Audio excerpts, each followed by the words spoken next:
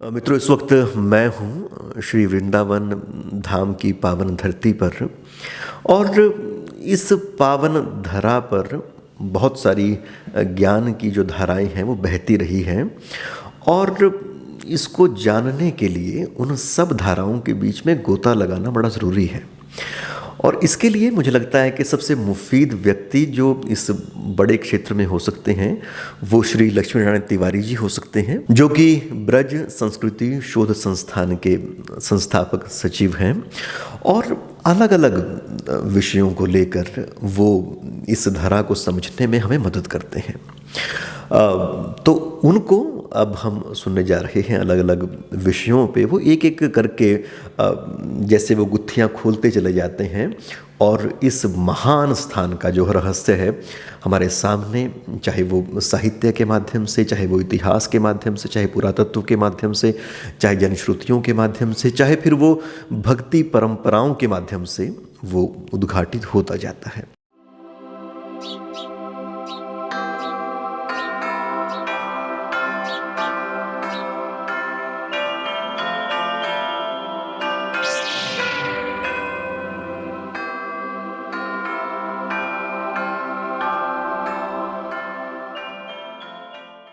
ब्रज संस्कृति शोध संस्थान की स्थापना के पीछे जो उद्देश्य रहा है वह यह रहा है कि जिस तरह से ब्रज का कार्य होना चाहिए, ये एक बहुत ही समृद्ध, मैं कहूँगा कि पूरी भारतीय संस्कृति का अगर कोई ललित भाव है तो वह ब्रज ही है।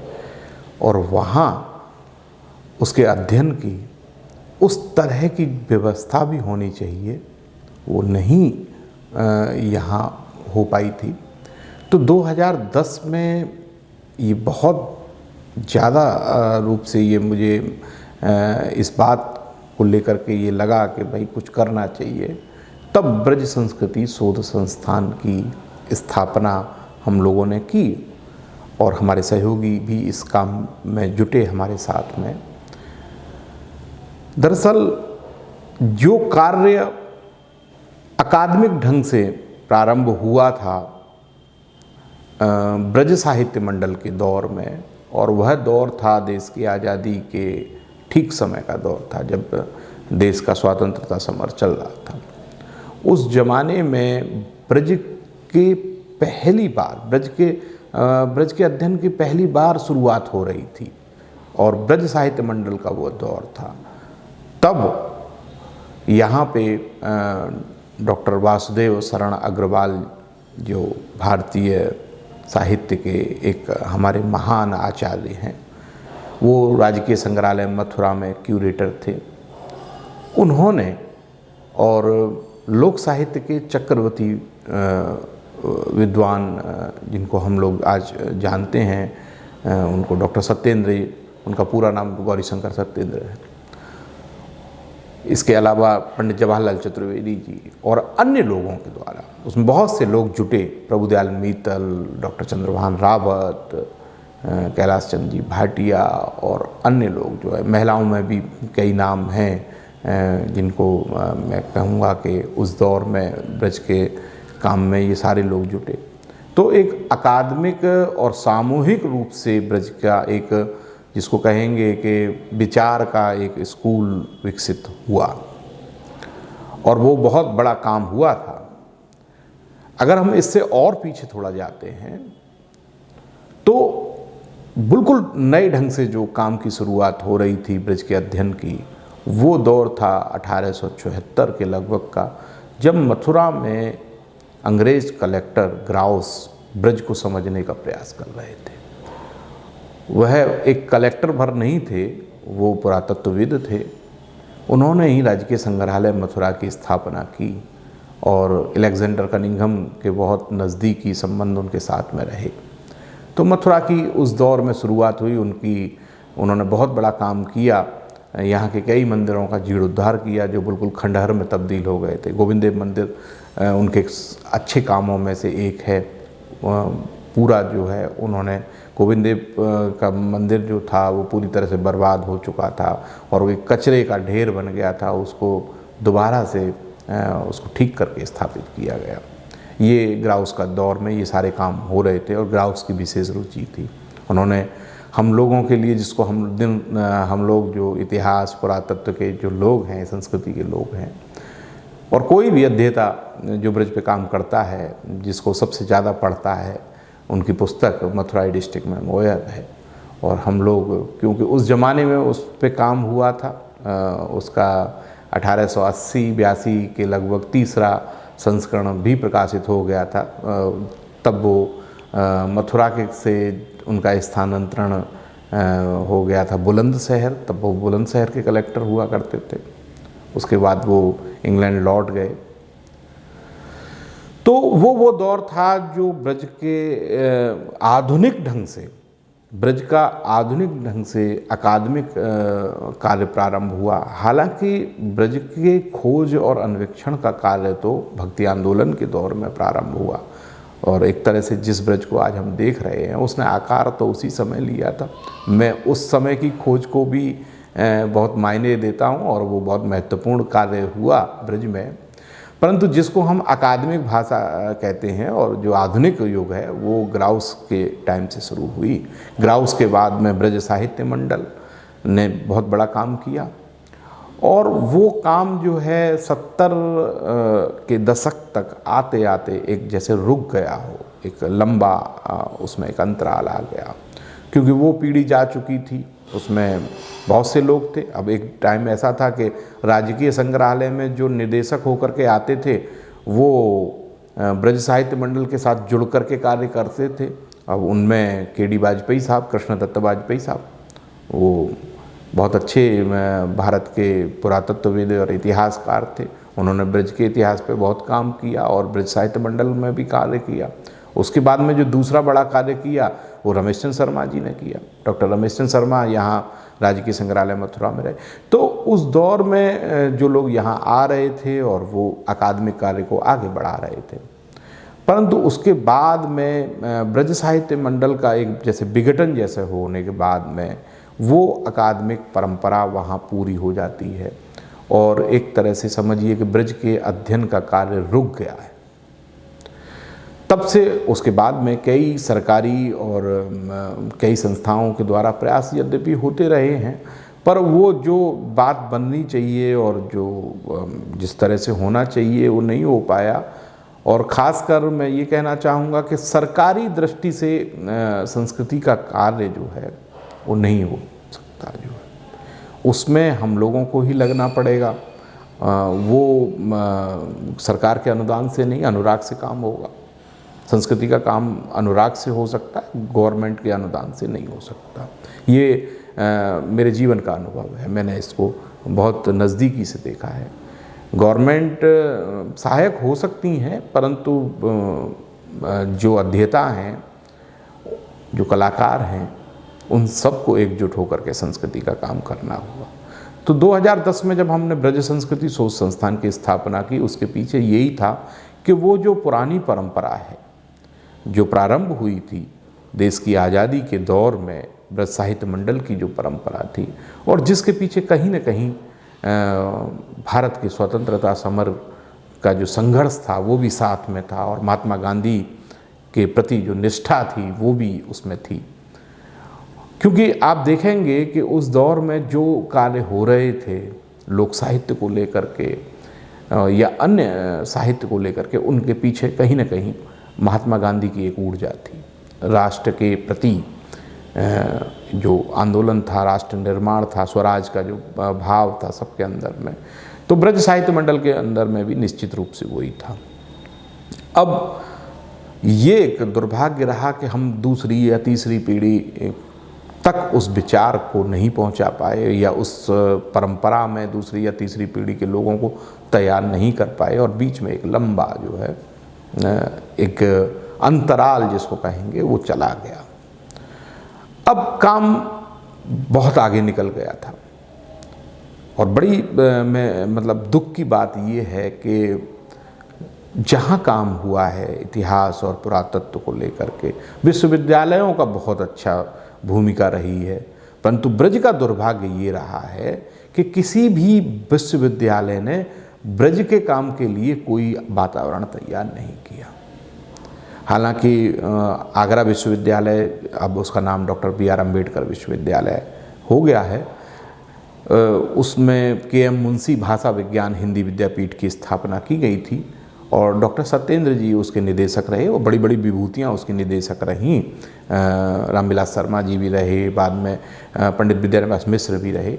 तो उन सब का जो दौर था, उस दौर में ब्रज पे कुछ काम बड़े महत्वपूर्ण वहाँ से हुए हैं, परंतु जो निरंतरता चाहिए थी काम को लेकर के वो नहीं बन पाई।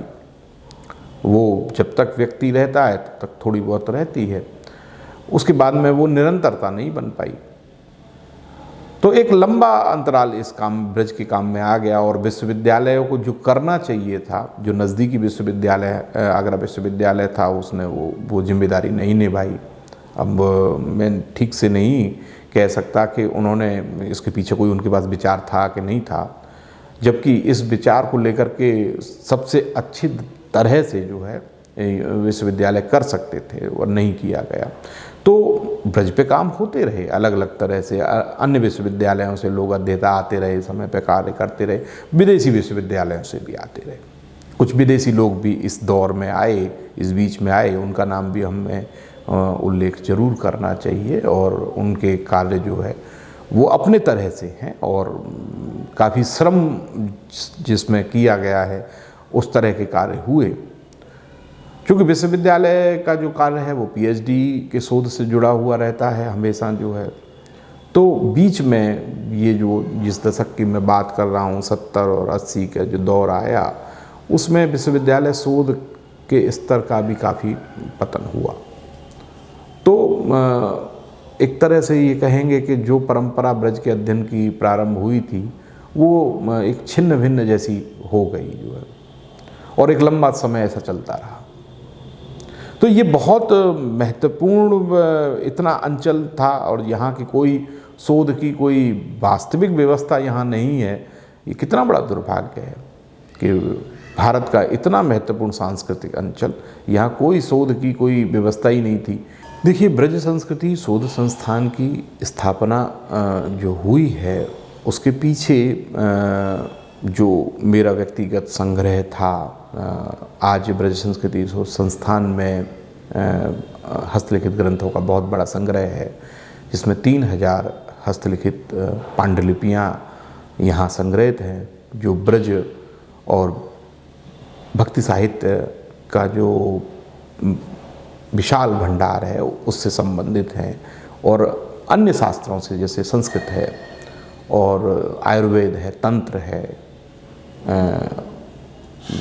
चिकित्सा शास्त्र है और उसमें ज्योतिष है, उसके ग्रंथ भी यहाँ हैं। और वो खाली संस्कृत और नागरी लिपि में नहीं है, फारसी में भी हैं और अन्य लिपियों में, मराठी में भी हैं, गुजराती में भी हैं और अन्य उसमें भी हैं। तो ये जो संग्रह था, इसकी जो शुरुआत हुई थी, ये हुई थी मेरे से जो है, तो 2010 में तो इसे विधिवत संस्थान का रूप दिया गया। परंतु ये जो संग्रह जो एक बहुत बड़ा संग्रह में जो मेरा व्यक्तिगत संग्रह था, जो मैंने ब्रज संस्कृति शोध संस्थान को दान दे दिया, उसके संग्रह की दरअसल हमारे पूर्वजों की एक परंपरा रही है। पुष्टि संप्रदाय से हमारे पूर्वज जुड़े रहे हैं, वल्लभ संप्रदाय से। तो कुछ ग्रंथ तो हमारे यहाँ पे थे, कुछ सामग्री हमारे यहाँ पे थी। उसके अलावा मैंने स्वयं 1994 से संग्रह का कार्य किया, जिसमें करीब अपने जीवन काल में मैंने करीब 3000 दुर्लभ सिक्कों का संग्रह तो किया ही होगा उस दौर में, वो था। और कुछ हस्तलिखित ग्रंथों का संग्रह था, अभिलेखों का संग्रह था, इस तरह की कुछ काफ़ी सामग्री थी। तो ये अनुभव किए जाने मेरे लिए भी ये था कि भाई इसका क्या सदुपयोग हो सकता है। तो ब्रज संस्कृति शोध संस्थान जहाँ स्थापित है मंदिर श्रीधाम गोदा विहार के परिसर में, यहाँ के आचार्य महंत स्वामी वृंदावन आचार्य जी महाराज ने ये कहा कि कुछ संग्रह उनके पास व्यक्तिगत रूप से जो है उनका संग्रह, वो भी ब्रज संस्कृति शोध संस्थान को दे दिया जाए और ब्रज संस्कृति शोध संस्थान के लिए हमें यह जगह उपलब्ध कराई। और जगह के अलावा उन्होंने अन्य लोगों से भी ये आग्रह किया कि जो हस्तलिखित ग्रंथों का संग्रह है, जो दुर्लभ चित्रों का संग्रह है, दुर्लभ फोटोग्राफों का संग्रह ब्रज के लोगों पे है, वो लोग सब यहाँ दें। तो हम सब लोगों ने ब्रज में के जो अध्येता थे, इतिहास के जानकार थे, उन सब लोगों ने बहुत सी सामग्री यहाँ ब्रज संस्कृति शोध संस्थान को प्रदान की।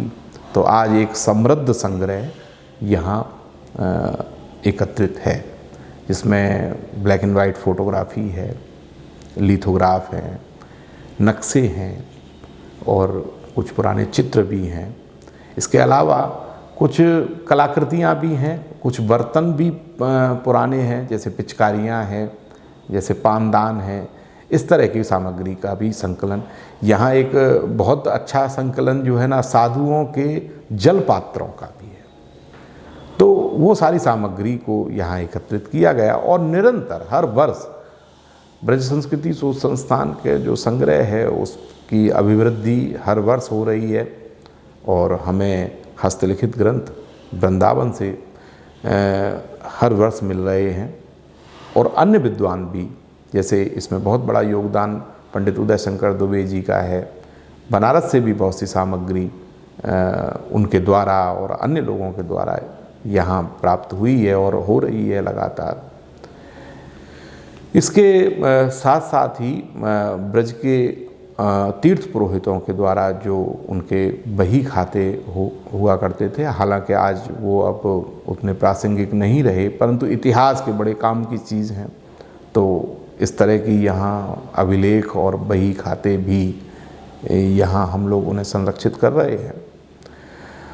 और एक दौर ऐसा था जब वृंदावन में, चूँकि वृंदावन वैष्णवों का बहुत बड़ा केंद्र रहा है, यहाँ बहुत से ग्रंथ लिखे जाते रहे हैं। और मैंने स्वयं ये अनुभव किया था और इसको देखा भी था कि प्राय लोग दीपावली के टाइम पे और सफाई के दौर में, जब सफाई घरों में चलती है, तो सारे ग्रंथों को यमुना में विसर्जित कर देते। तो दुर्लभ हस्तलिखित पांडुलिपियों को हम लोग यमुना की प्रभा से और रेती में से भी उठा के लेके आए। दशहरा के आसपास जो है हम लोग जाया करते थे। हमें अब तो नहीं है, अब ग्रंथों के प्रति थोड़ी जागरूकता हम लोगों ने ही काफ़ी पैदा भी की है, परंतु हम लोग जब घर का जो कूड़ा जो है वृंदावन वासी निकाल देते थे और वो प्राय जो उसे पवित्र कूड़ा समझा जाता था और यमुना में विसर्जित कर दिया। तो कितनी ही ऐसी पांडुलिपियाँ हैं और जो दुर्लभ हैं, जिन्होंने लोगों ने न समझी की वजह से उन्हें यमुना में प्रवाहित कर दिया। तो वो अमूल्य जो धरोहर है वो नष्ट हो रही थी, तो उसको भी यहाँ सुरक्षित किया गया है। ऐसी बहुत सी सामग्री यहाँ है, ऐसे बहुत से ग्रंथ जो यहाँ पे हैं जो बुरी स्थिति में थे। कई परिवारों ने अपने ग्रंथ यहाँ दे दिए क्योंकि उनके यहाँ पे उसको समझने वाले लोग नहीं हैं, लोग उनका संरक्षण नहीं कर सकते हैं। तो ब्रज संस्कृति शोध संस्थान में कई बड़े संग्रह इस रूप से यहाँ पे आ गए हैं और वो आज यहाँ हैं। यहाँ दुर्लभ पांडुलिपियों में अगर आप कहें कि ब्रज संस्कृति शोध संस्थान की जो दुर्लभ पांडुलिपियाँ हैं, तो कालिदास के नाटक अभिज्ञान शकुंतलम की प्राचीनतम प्रति जो 16वीं शताब्दी की है वो यहाँ पे है। उसके अलावा यहाँ एक 15वीं शताब्दी के लगभग की वेद की पांडुलिपि भी है।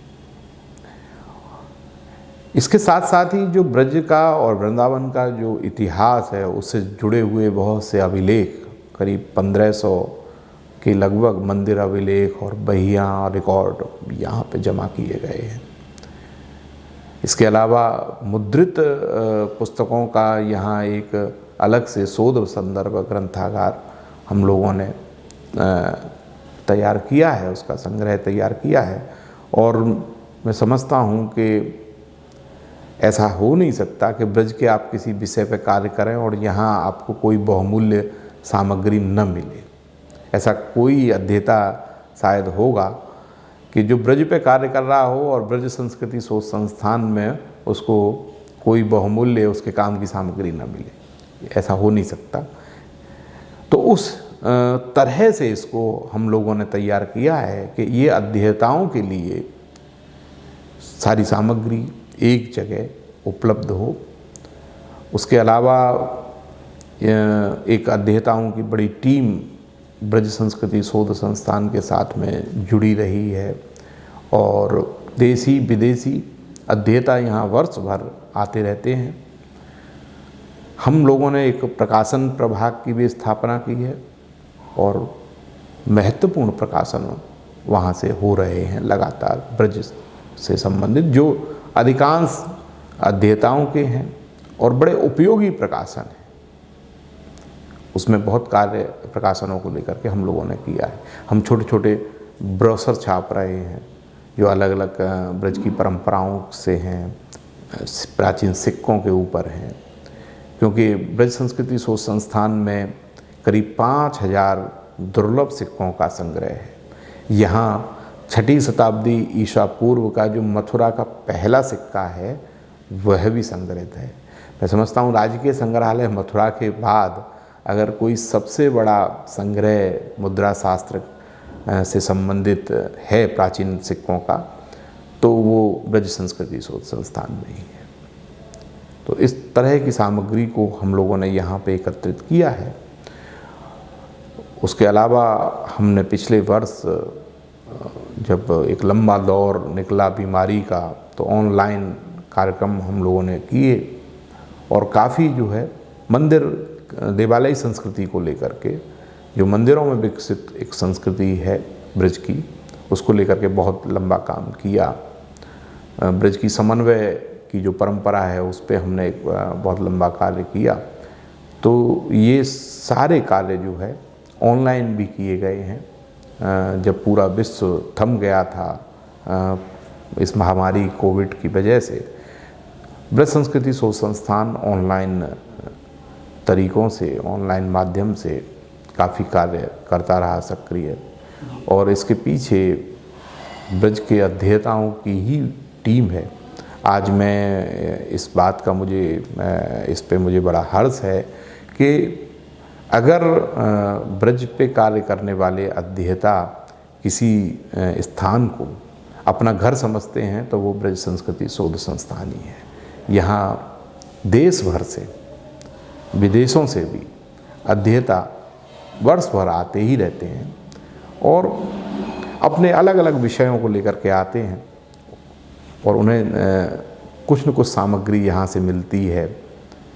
तो मैं ये कहूँगा कि वास्तविकता में शोध संस्थान की स्थापना अध्येताओं के लिए की गई थी और अध्येताओं का पूर्ण सहयोग ब्रज संस्कृति शोध संस्थान को मिल रहा है।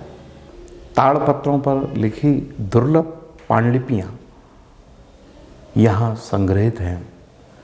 ताम्रपत्र अभिलेख जो अपने आप में दुर्लभ हैं और ब्राह्मणों को अधिकांश भूमिदान के लिए दिए जाते थे, उनका संग्रह भी यहाँ पे है। ऐसे कई दुर्लभ सिक्के यहाँ संग्रहित हैं। जैसे कि 18वीं शताब्दी में वृंदावन में एक टकसाल हुआ करती थी और वृंदावनी चांदी का रुपया चलता था। उसके बहुत से अभिलेख और सिक्के वृंदावनी चांदी के रुपए और तांबे के पैसे यहाँ अध्येताओं के लिए सुरक्षित किए गए हैं। और वेद की एक पांडुलिपि है जो लगभग 15वीं शताब्दी की है।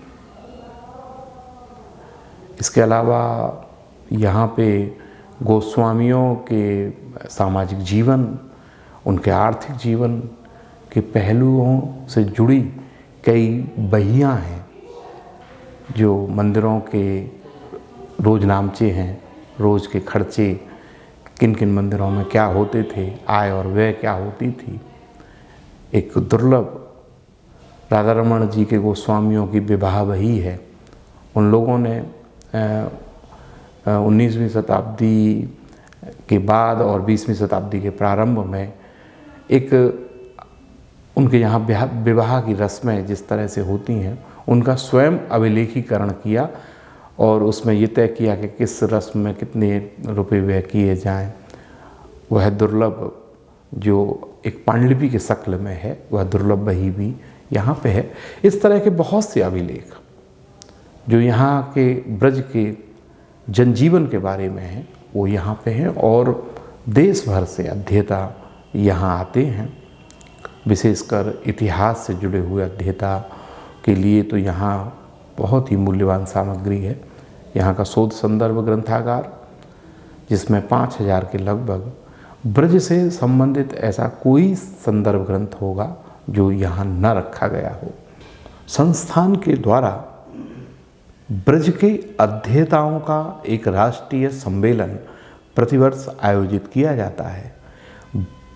पूरे भारत के विश्वविद्यालयों में जहाँ लोग ब्रज से संबंधित विषयों का अध्ययन कर रहे हैं वह अपने शोध पत्रों का वाचन इस सम्मेलन के माध्यम से करते हैं। और यह वर्ष में 3 दिवसीय ऐसा आयोजन है जहाँ ब्रज पे काम करने वाले विभिन्न अनुशासनों के अध्येता एक जगह मिल कर के एकत्रित होते हैं। ब्रज संस्कृति शोध संस्थान के द्वारा एक वृंदावन की हेरिटेज वॉक को भी प्रारंभ किया गया है जो यहाँ के मंदिरों को के स्थापत्य और इतिहास के पहलू से देखने का एक प्रयास है। इसके अलावा संस्थान प्रतिवर्ष ब्रज पर कार्य करने वाले विद्वानों को, अध्येता और कलाकार साहित्यकारों को सम्मानित भी करता है और यह सम्मान 3 श्रेणियों में है। जो पहली श्रेणी है वह ब्रज निधि सम्मान है जो संपूर्ण जीवन ब्रज के लिए सेवा करने वाले लोगों को, साहित्यकारों को, अध्येताओं को, विद्वान और कलाकारों को दिया जाता है। उसके अलावा ब्रज संस्कृति पे कार्य करने वाले अध्येताओं के लिए ब्रज संस्कृति अध्येता सम्मान है।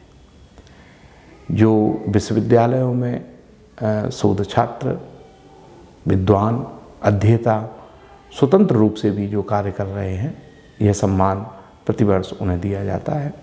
उसके अलावा ब्रज संस्कृति से भी सम्मान है जो प्राय कला के क्षेत्र से जुड़े हुए लोगों को, जो अपने कला अनुशासनों के माध्यम से ब्रज संस्कृति की सेवा में लगे हुए हैं, उन्हें प्रदान किया जाता है। ब्रज संस्कृति शोध संस्थान वर्ष भर विभिन्न ब्रज की संस्कृति और कलाओं से जुड़ी विभिन्न शोध परियोजनाओं पर कार्य करता रहे। उसी के अंतर्गत जो सबसे ज़्यादा जिस कला को आज जीवन देने की आवश्यकता है वह है देवालयी सांझी कला। ब्रज के मंदिरों में विकसित हुई रंग सांझी, पुष्प सांझी और जल सांझी, जिसकी आज एक तरह से जिसके लिए हम कह सकते हैं कि पूरी तरह से समाप्त होने की कगार पर पहुंच गई है। तो पिछले 2015 से ब्रज संस्कृति शोध संस्थान ने यह संकल्प लिया है कि इस कला को पुनर्जीवित किया जाए और एक कलाकारों के एक दल का गठन किया है जिसमें वृंदावन के स्थानीय 3 युवा चित्रकार हैं जो संकल्प लेकर के सांझी के संरक्षण में जुटे हुए हैं, जिनमें से प्रमुख हैं विश्वजीत दास जो सांझी के एक ख्याति प्राप्त कलाकार हैं। दूसरे हैं ब्रजगोपाल चित्रकार जो लघु चित्र शैली में वृंदावन के एक युवा नाम हैं जिनके बारे में सभी लोग जानते हैं और बहुत से चित्र जो है उनके बाज़ार में भी बांके बिहारी के, राधारमण जी के और राधा वल्लभ जी के बनाए जाते हैं और वो काफ़ी प्रसिद्ध हैं। इसके अलावा तीसरे चित्रकार इसमें इस ग्रुप में जुड़े हैं मदन मोहन शर्मा जो पट चित्र, कपड़ों पर चित्रकारी के एक कुशल कलाकार हैं। तो यह तीनों कलाकार संकल्प लेकर ब्रज संस्कृति शोध संस्थान गोदा विहार वृंदावन के साथ में सांझी कला को बचाने के लिए प्राण प्रण से जुटे हुए हैं। संस्थान के द्वारा प्रतिवर्ष जो 18वीं शताब्दी में महाराजा नागरी दास किशनगढ़ के महाराजा सावंत सिंह जो वृंदावन में आकर के नागरीदास के नाम से प्रसिद्ध हुए, ब्रजभाषा के भक्त कवि और कला प्रेमी, उनके द्वारा स्थापित 18वीं शताब्दी के सांझी मेले का पुनः प्रारंभ कराया गया है। हर साल पितृपक्ष में जब सांझी बनने का समय होता है, ब्रज संस्कृति शोध संस्थान के द्वारा स्थानीय ब्रह्मकुंड पर उस मेले का आयोजन किया जाता है।